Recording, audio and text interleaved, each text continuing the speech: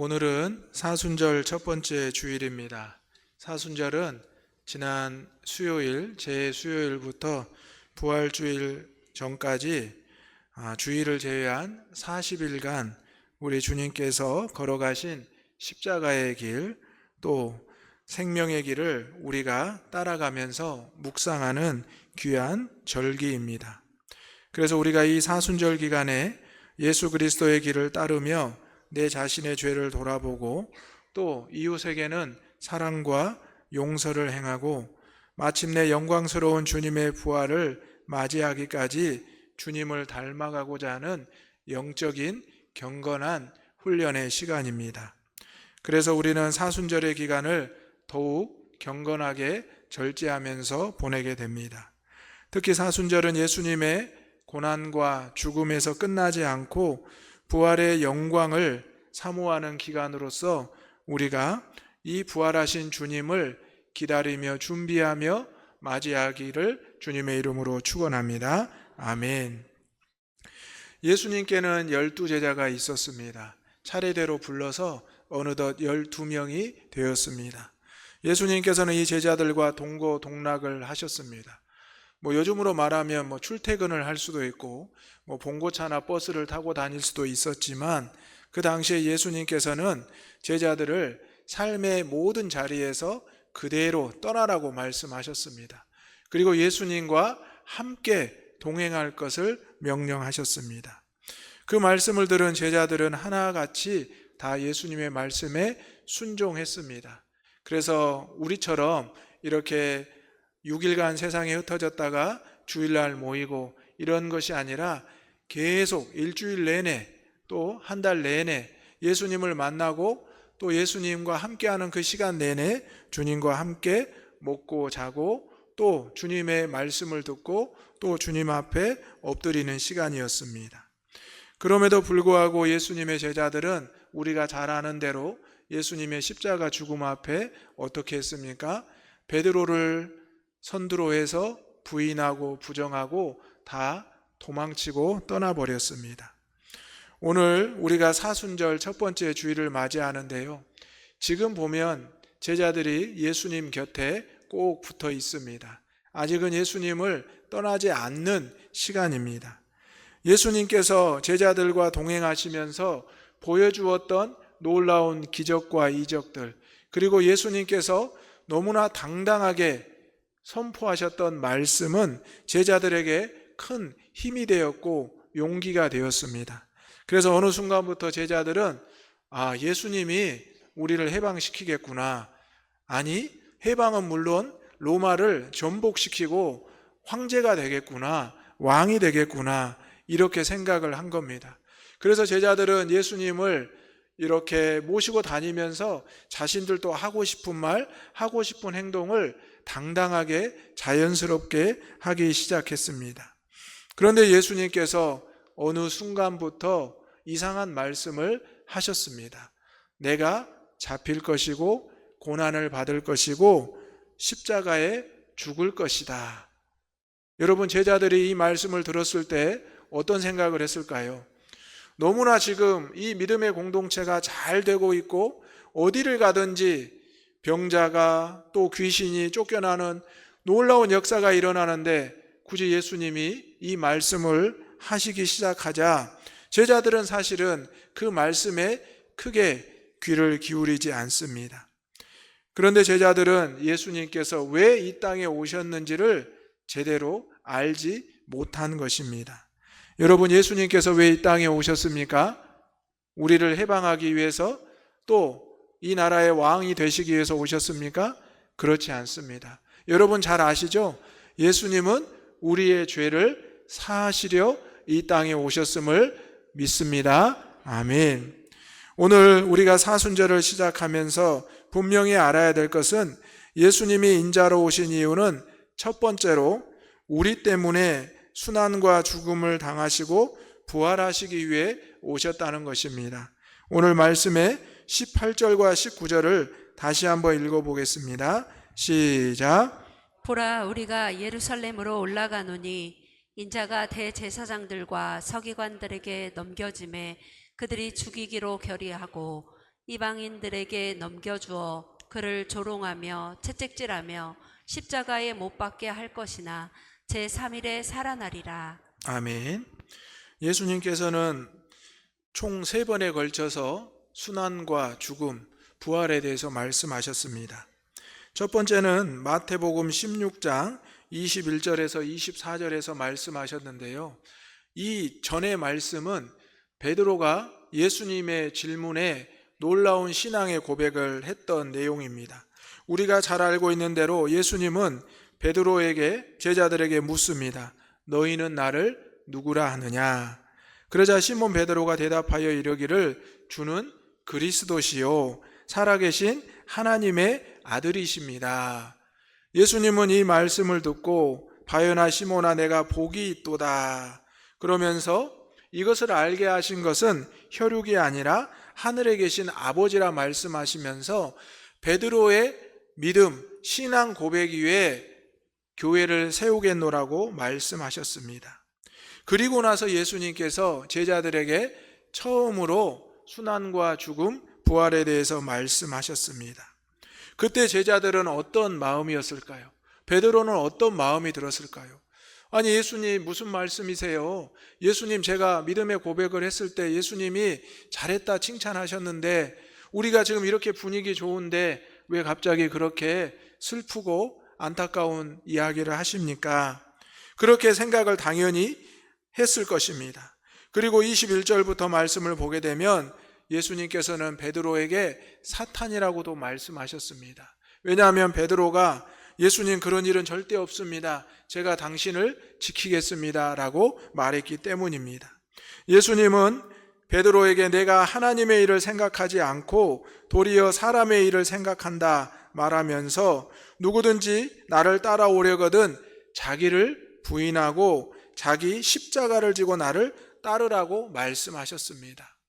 예수님께서는 정확하게 제자들에게 순환과 죽음 그리고 부활에 대해서 말씀하셨습니다. 그리고 두 번째로 말씀하신 배경은 이제 베드로와 제자들과 함께 산에 오르셨습니다. 우리가 잘 알고 있는 대로 그 산에서 예수님이 변형이 됩니다. 그 말씀을 마태복음 17장에 보게 되면 그들 앞에서 변형되사 그 얼굴이 해같이 빛나며 옷이 빛과 같이 희어졌더라. 그때 모세와 엘리야가 예수와 더불어 말하는 것이 그들에게 보입니다. 여러분 얼마나 놀라운 장면입니까? 예수님과 함께 했고 또 높은 산에 올라갔을 때 얼굴과 옷이 희어지는 빛이 발하였고 그 가운데 모세와 엘리야가 예수님과 함께 했을 때 베드로와 제자들은 또 놀라워했습니다. 그리고 예수님께 말을 합니다. 예수님, 우리가 여기 있는 게 좋겠습니다. 허락만 해주시면 여기에 초막을 3개를 지어서 하나는 주님을 위해서, 하나는 모세를 위해서, 하나는 엘리야를 위해서 하겠습니다. 그렇게 말을 합니다. 지금 제자들은 너무나 기분이 좋습니다. 그런데 어떻게 됐을까요? 그것을 허락하지 않습니다. 그리고 나서 예수님은 또 말씀하십니다. 장차 인자가 사람들의 손에 넘겨져 죽임을 당하고 제3일에 살아나리라. 그러자 제자들은 매우 근심했다라고 성경에 기록합니다. 분위기가 좋은 믿음의 공동체 안에서 예수님의 말씀이 자꾸 분위기를 다운시키고 또 분위기를 어렵게 만드는 것처럼 보여집니다. 그런데 여러분, 예수님은 그것을 위해서 오신 것이 아니었습니다. 예수님이 이 땅에 오신 것은 바로 우리의 죄 때문에 순환과 죽임을 당하시고 또 부활하시기 위해 오셨다는 것을 우리는 기억해야 한다는 것입니다. 우리는 예수님을 잘 믿고 또 의지하면서 어느 순간에는 텐션이 높아져서 예수님의 이름으로 하면 무조건 성공하고 무조건 잘되고 무조건 건강하고 모든 것 만사형통하리라 이렇게 당당하게 말하고 행동합니다. 그런데 여러분, 신앙생활 하면 할수록 무조건이라는 게 있겠습니까? 있었습니까? 목회자인 저도 고난과 어려움의 시간을 겪는 것을 경험했습니다. 저희 부모님도 목회를 하셨지만 우리 세상 사람들이 말하는 대로 늘 성공하고 또 늘 모든 사람들이 보기에 부러워하는 모습은 아니었습니다. 여러분도 마찬가지입니다. 여러분의 부모님, 또 여러분의 세대, 여러분의 자녀들도 예수 믿는 사람이라고 그래서 무조건 세상의 명예와 권력과 물질과 건강을 내가 원할 때 다 갖는 것은 결코 아닙니다. 오히려 주님께서는 나는 순환을 당할 것이다, 죽을 것이다, 그러나 살아나리라 말씀하십니다. 순환과 죽음을 좋아하고 받아들일 사람이 누가 있습니까? 그런데 여러분, 우리 그리스도인들은 주님께서 보여주신 순환과 죽음, 부활을 받아들여야 될 줄로 믿습니다. 왜냐하면 우리가 죄인이었기 때문입니다. 예수님께서 순환을 안 당하셨으면, 죽임을 안 당하셨으면 부활하실 수도 없는 것 아닙니까? 그러면 우리의 죄가 어떻게 사해졌겠습니까? 오늘 우리는 예수님의 제자들을 보면서 참 믿음이 좋다, 오히려 예수님에게 저렇게 말할 수 있다니 나도 저러면 좋겠다, 이렇게 생각할 수는 있습니다. 그런 모습도 본받을 필요는 있습니다. 하지만 예수님이 이 땅에 인자로 왜 오셨는지 그 이유를 깨닫지 못하면, 알지 못하면 이 베드로와 제자들처럼 예수님의 참된 의미를, 그리스도의 오신 그 목적을 왜곡할 수 있고 또 우리의 뜻대로 주장할 수 있다는 것입니다. 그래서 우리가 이 사순절의 기간 40일 동안, 주보에도 나와 있지만 우리 대장교회 성도들은 세 가지를 훈련하기를 원합니다. 첫 번째는 말씀을 읽는데요, 예수님의 삶에 대해서 기록된 성경이 사복음서입니다. 어디일까요? 마태복음, 마가복음, 누가복음, 요한복음입니다. 예수님의 생애에 대해서 각자 다른 관점에서 제자들이 또 성도들이 기록한 책입니다. 그래서 여러분들이 이 사순절의 기간에 사복음서를 읽고 듣기도 하면서 쓰기도 하면서 말씀을 묵상하시기 바랍니다. 그리고 경건의 훈련은 공예배를 빠짐없이 참석하도록 노력하고 특히 금요기도회와 새벽기도회를 참석하시기를 권면합니다. 그리고 여러분의 삶의 자리에서 그 시간 하나님 앞에 기도할 수 있기를 바랍니다. 세 번째로 경건 생활은 우리가 연초에 했던 감사노트 쓰기입니다. 감사노트를 쓰면서 회개해야 할 제목도 적으시고 또 한 끼 금식 및 미디어 금식 등 절제하는 삶을 살아가시기를 바랍니다. 40일이라는 이 시간이 길지 않은 시간일 수도 있지만 짧지 않은 순간입니다. 1년에 365일에 40일이면 여러분 상당한 시간입니다. 이 사순절의 절기를 보내면서 그리스도의 순환과 죽음, 부활을 묵상할 때 우리의 신앙이 하나님 앞에 바로 서고 성장하고 성숙하게 될 줄로 믿습니다. 그저 사순절의 기간 고통스럽고 아프고 안타깝게만 또 지나는 것은 아닙니다. 여러분, 사순절의 끝은 무엇입니까? 부활입니다. 여러분, 사순절의 끝, 부활의 영광, 우리 주님의 다시 살아나심을 믿으시기를 바랍니다. 아멘. 세상 사람들은 사순절을 죽음과 순환으로 끝나는 걸로 알았습니다. 제자들도 그렇게 생각을 했기 때문에 십자가의 죽음 앞에 도망쳤던 것입니다. 그런데 주님이 부활하셨을 때 제자들과 사도들과 성도들은 온 세상은 변화되기 시작했습니다. 사순절이 끝나고 다시 한번 우리가 기쁨으로 영광스러운 부활의 주님을 맞이할 때 우리의 신앙이 하나님 앞에 더욱 세워지기를 소망합니다. 아멘. 두 번째로 예수님이 인자로 오신 이유는 우리의 생각과 욕심을 회개하기 위해서 오셨습니다. 21절에서 21절 읽어보겠습니다. 시작. 예수께서 이르시되 무엇을 원하느냐? 이르되 나의 이 두 아들을 주의 나라에서 하나는 주의 우편에 하나는 주의 좌편에 앉게 명하소서. 예수께서 대답하여 이르시되 너희는 너희가 구하는 것을 알지 못하는도다. 내가 마시려는 잔을 너희가 마실 수 있느냐? 그들이 말하되 할 수 있나이다. 아멘. 예수님께서 이렇게 제자들에게 말씀을 하시고 얼마 후에 한 어머니가 찾아옵니다. 바로 세베대의 아들 야고보와 요한의 어머니였습니다. 이 어머니가 예수님에게 와서 엎드려 부탁을 합니다. 예수님, 나의 두 아들 아시죠? 네, 예수님의 제자가 되어서 예수님을 잘 따르고 있습니다. 그런데 부탁이 있습니다. 그러자 이제 예수님께서는 무엇이냐 이렇게 물어보십니다. 그때 이 어머니가 말하기를 나의 두 아들을 주의 나라에서 하나는 주의 왼편에 하나는 주의 우편에 앉게 명하소서 이렇게 말합니다.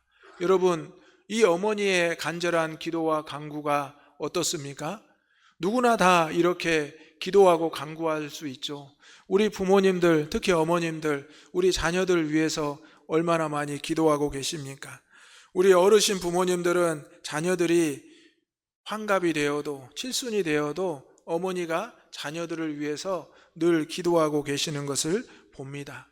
어머니가 예수님의 제자인 이 두 아들을 위해서 예수님께 나와 엎드렸을 때 예수님께서 그 내용을 들으셨습니다. 그런데 여러분, 이 어머니가 왜 이렇게까지 기도를 했을까요? 간구를 했을까요?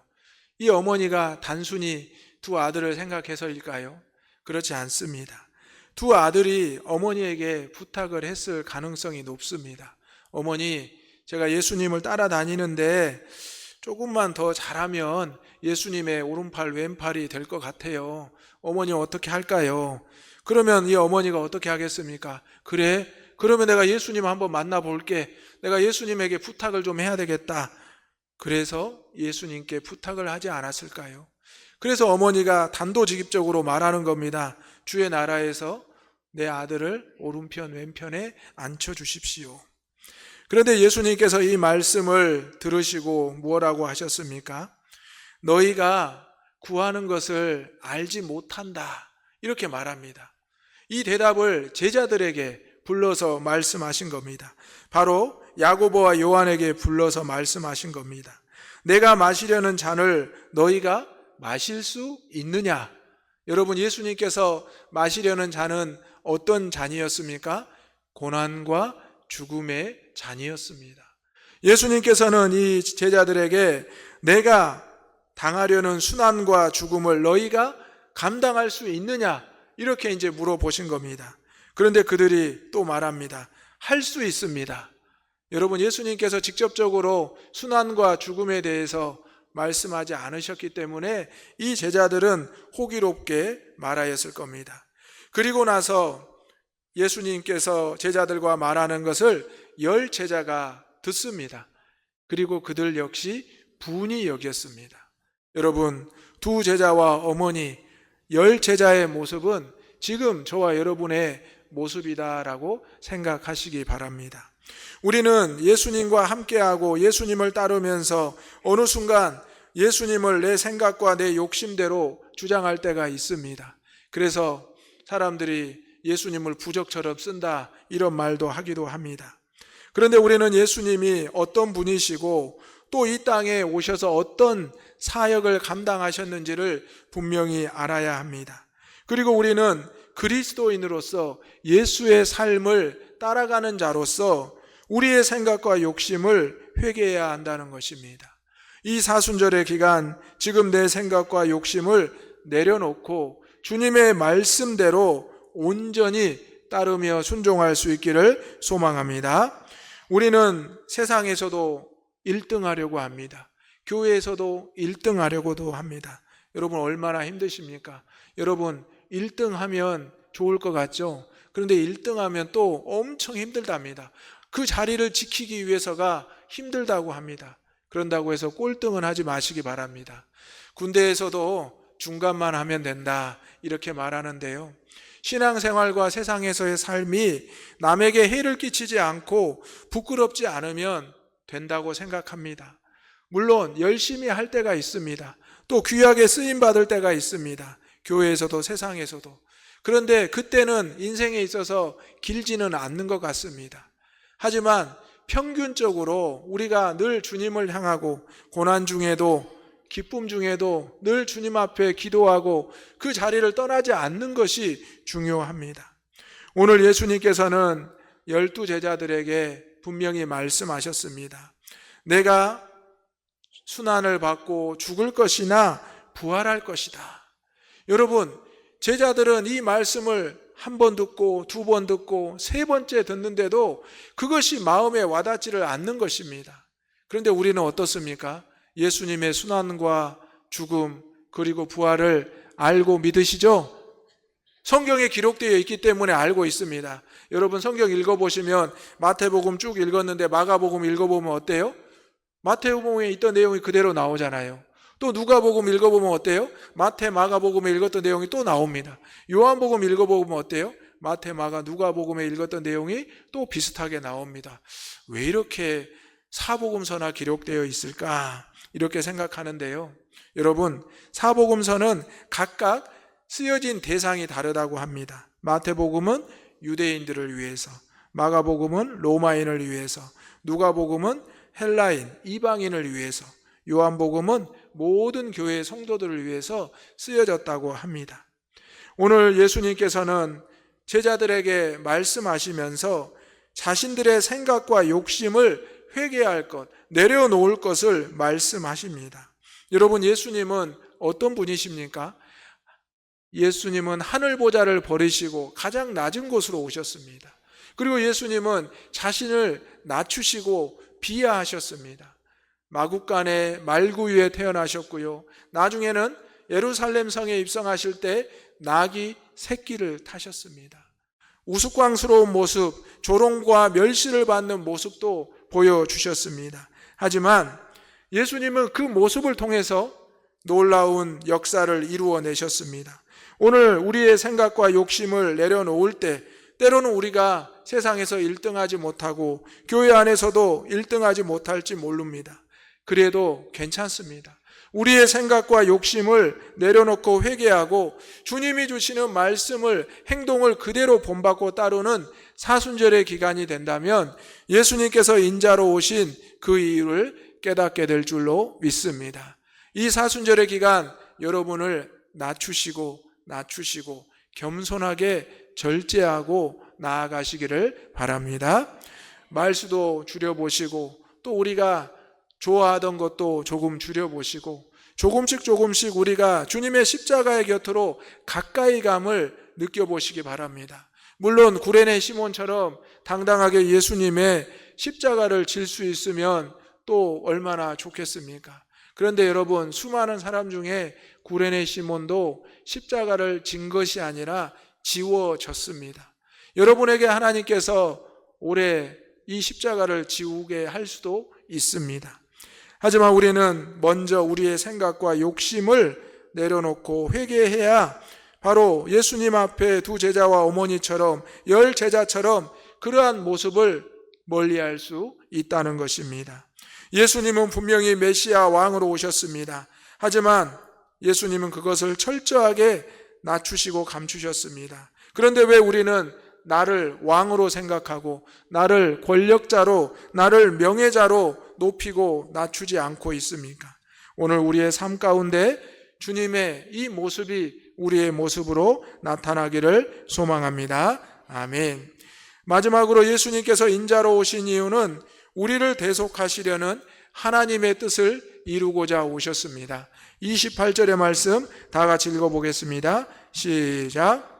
인자가 온 것은 섬김을 받으려 함이 아니라 도리어 섬기려 하고 자기 목숨을 많은 사람의 대속물로 주려 함이니라. 아멘.